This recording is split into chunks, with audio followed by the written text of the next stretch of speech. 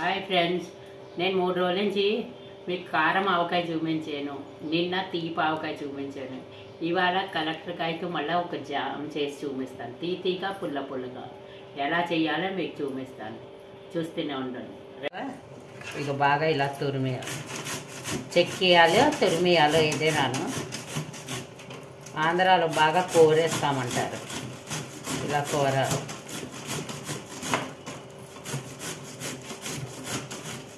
ఇక 3 కాయలు తురిమాను, చూపించాను కదా. 3 కాయలతో ఇక ఇలా తురిమి ఇలా పెట్టుకోవాలి. దీనికి 1/2 కిలో బెల్లం. ఇక మూకుడు పెట్టాను, కొంచెం నూనె వేసాను. చూడండి, ఇందులో కొంచెం ఆవాలు వేయాలి. ఇక కొంచెం ఆవాలు, తర్వాత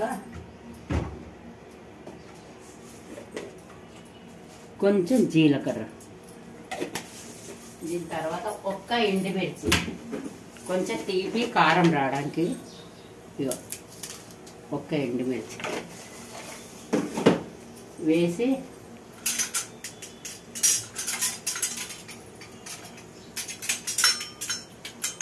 ఇది బాగా చిట్టుపట్లు ఆడాలి.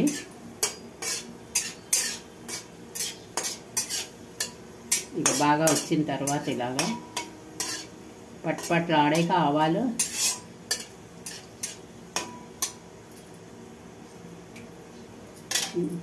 ఇప్పుడు ఈ తురుము ఇందులో వేయాలి. ఇక చూడండి, ఈ తురుము మొత్తం ఇలా వేసేయాలి.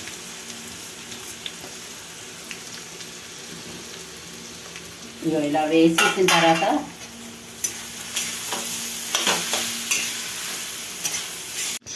ఇక చూడండి, ఇలా దగ్గరగా వచ్చాక ఇలా వేచాలి.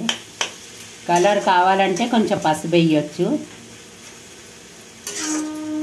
ఇలా దగ్గర వచ్చింది కదా, ఇప్పుడు పసుపు కావస్తే వేయొచ్చు కలరు. నేను వేయటం లేదు. ఇప్పుడు బెల్లం వేస్తాను. బెల్లం వేసి ఇది బాగా వేచాలి, దగ్గరగా పాకం వచ్చిందాక. కిలో, అదే 3 కాయలకి 1/2 కిలో బెల్లం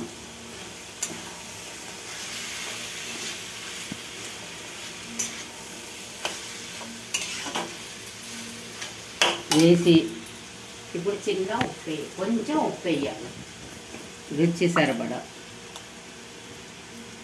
ఇక చూడండి, 3 కాయలకి ఒక్క పిసరు ఉప్పు.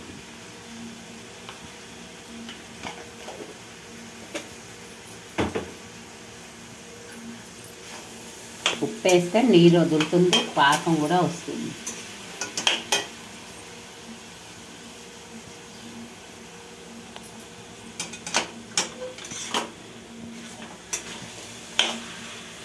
పసుపైనా వేయచ్చు, ఫుడ్ కలర్ అయినా వేయచ్చు, మీ ఇష్టం, ఏదైనా వేయచ్చు. నేనేమీ వేయటం లేదు.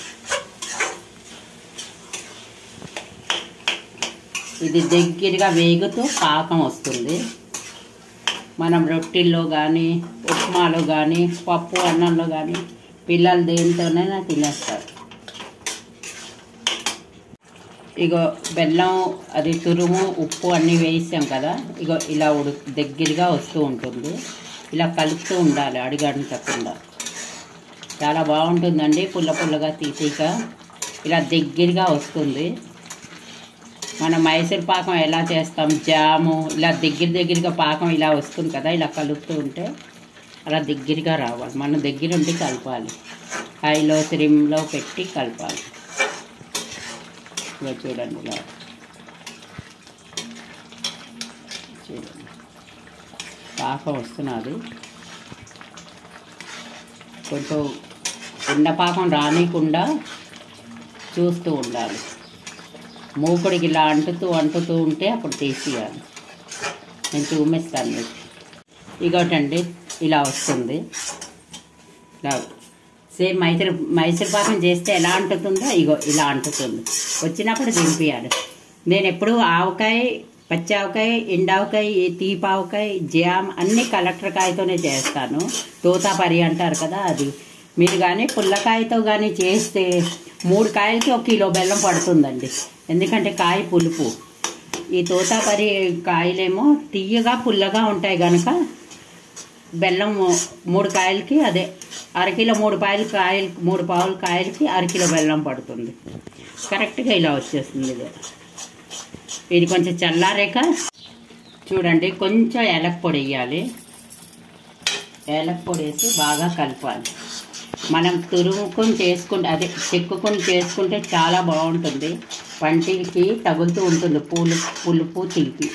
ఇదే మిక్సీలో పట్టుకున్నాం అనుకోండి, ఇలా మామిడికాయ కనబడదు. ఇలా తగులుతూ ఉంటే పిల్లలు బాగా తింటారు.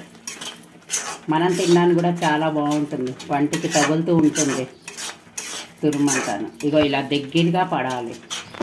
దగ్గరగా అంటుకుంటూ వచ్చినప్పుడు తీయాలి. చూడండి, ఇంకొక 2 నిమిషాలు అయిపోయినట్టుగా. మీకు చూపించాను కదా 3 కాయలు అరకిలో బెల్లం. ఇగో ఇలా వస్తుందండి. చాలా బాగుంటుంది. చేసి చూడండి మీరు. ఇగో ఇలా ఏదైనా గాజు బౌల్ కానీ ఎందులోనా వేసి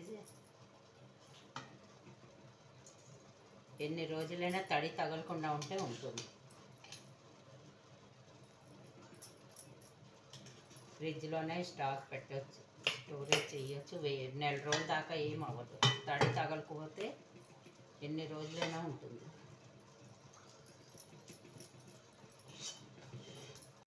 ఇక చూడండి, ఇలాగా చాలా బాగుంటుందండి. చేసి చూడండి, మళ్ళీ చెప్పండి, షేర్ చేయండి, లైక్ చేయండి.